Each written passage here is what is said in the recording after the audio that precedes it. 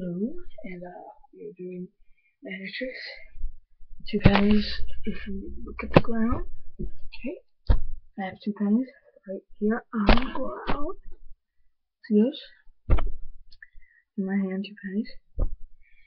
Put them on the ground, and if you think it was in this hand, there's nothing in this hand.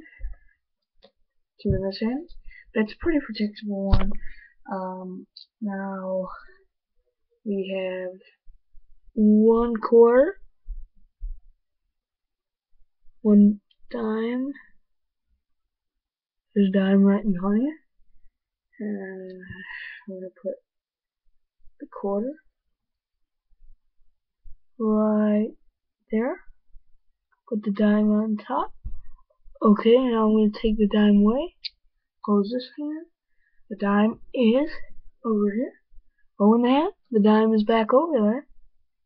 But there is no dime under my butt, so it reappeared over here. So yeah, it looks like a pretty good trick.